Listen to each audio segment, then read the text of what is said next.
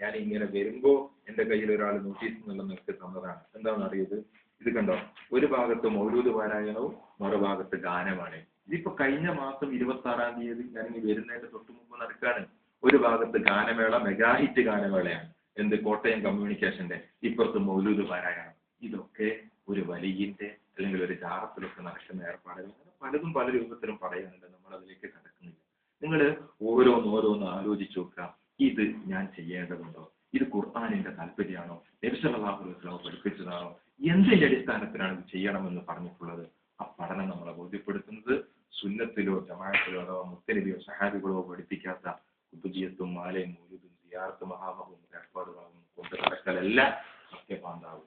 അതേ അവസരത്തിൽ പഠിപ്പിക്കപ്പെട്ട ആദർശം പഠിച്ച് ജീവിതത്തിൽ പകർത്തി നല്ല മുസ്ലിമായി ജീവിക്കേണ്ടതിന് എന്താണോ ഇസ്ലാമിലുള്ളത് അത് അന്വേഷിച്ച് കണ്ടുപിടിക്കേണ്ടതുണ്ട്.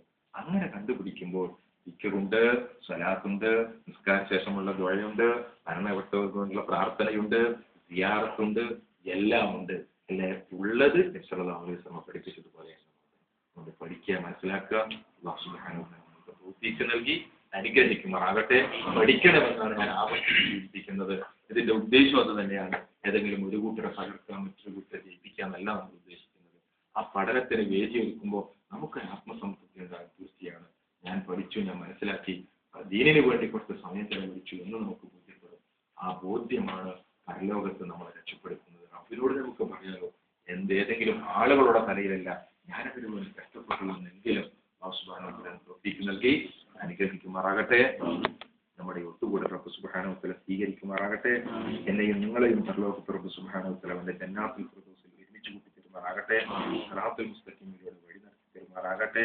മരണപ്പെട്ടു പോയ മാതാപിതാക്കൾ ബന്ധുക്കാർക്ക് അല്ലാഹു മഗ്ഫിറത്തും റഹ്മത്തും നൽകി അനുഗ്രഹിക്കുമാറാകട്ടെ. റബ്ബനാ ആതിനാ ഫിദ്ദുനിയ ഹസനത്തും വഫിൽ ആഖിറതി ഹസനത്തും വഖിനാ അദാബന്നാർ. ആമീൻ.